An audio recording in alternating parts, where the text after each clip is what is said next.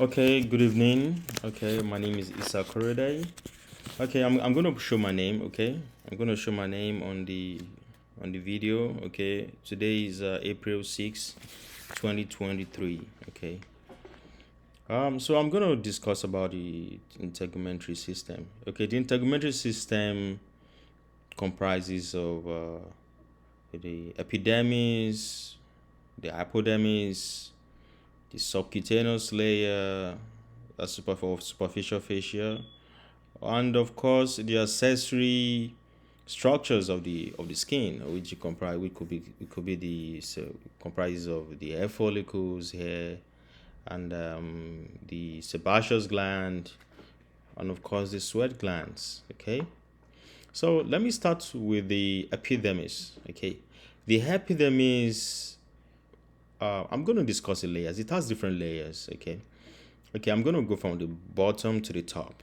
Okay, from the bottom, there is the basal laminae, okay, and of course, superficial to the basal laminae is the stratum basale, okay, which mostly contains the unipotent stem cells that regenerate the epidermis, and of course, it also has the melanocytes, okay, and of course the melanocyte that produces melanin, okay, and of course it has the um Merkel cells. Merkel cells, okay, cells responsible for sensation, okay, nervous sensation, okay, and superficial to the basal lamina is this basal spinosum, okay. The basal spinosum has part of keratinocytes, okay, and of course it also has Langerhans cells. Langerhans cells are immune cell. You can call it dendritic cells too. They have immunological functions. Okay, I know they are MHC type 2 cells. Okay, um, it's an extension. The Langerhans cells is an extension of melanocytes. Okay, it's an extension of melanocytes. Okay. And as superficial to this stratum spinosum, okay, is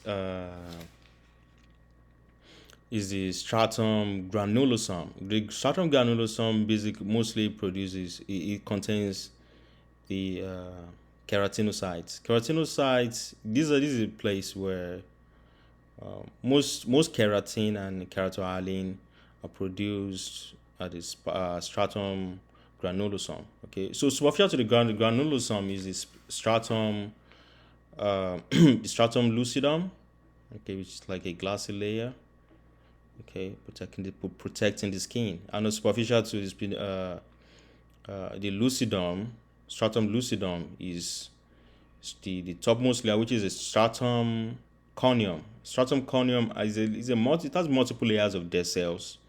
Okay, there's dead cells not that protect the skin. Okay, not impermeable to water, but it has what is water resistant. Okay, it is water resistant but not impermeable to water. So water can easily still infiltrate the skin. Okay, absorbed by the skin.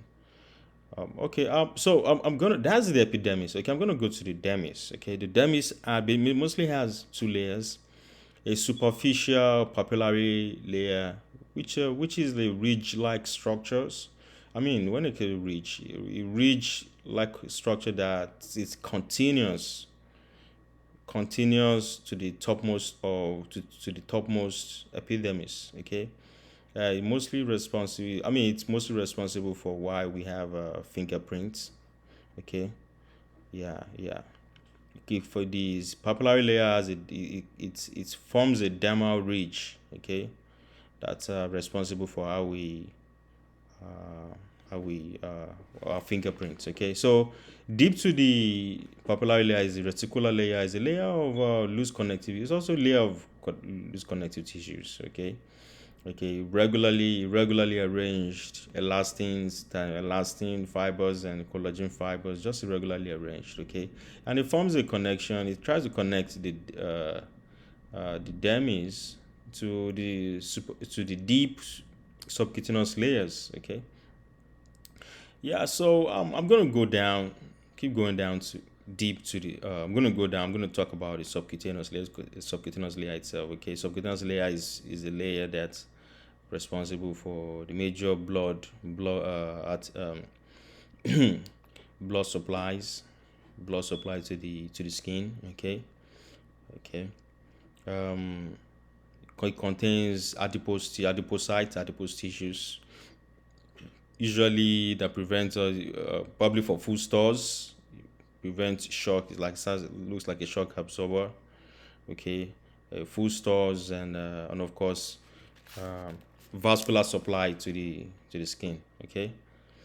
Um, the hair follicle. It also the dermal layer supplies the roots of the hair of the hair follicle.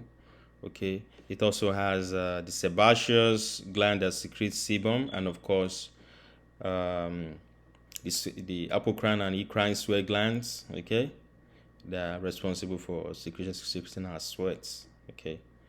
And of course, the third question was stating how does the integumentary system applies to what I hope to do in the future. Okay, so I come from a very African community, black community, and there's a certain practices that has been happening for centuries that in some part of my community in some part of our community. Okay, there is this bleaching cream. Okay, I know it's common between ladies where they use this certain cream to bleach the skin. I mean, I think they use it to change the complexion of the skin. Okay, so the effect of this bleaching cream, of this certain cream, which are also carcinogenic. Okay, the effect on it on the skin is that it destroys elastin and collagen fibers and makes the skin kind of wrinkle.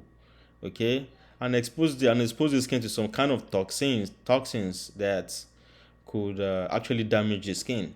Okay, so what I hope to do in the future is to advocate and educate these certain individuals, okay, that still imbibe in such practices, okay, to educate them about the effect of these carcinogens cream, bleaching cream, and what kind of long-term effect it has on their skin, okay, and how it damages their health, okay, and damages their health and destroys their self-esteem, okay.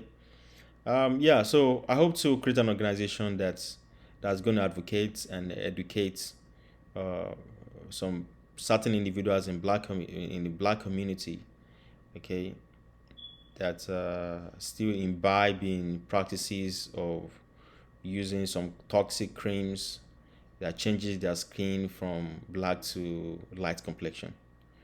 Okay, with that, I'll come to the end of this lecture, of this presentation. Thank you. I hope it's enjoyable. Thank you. Thank you very much. Have a good night.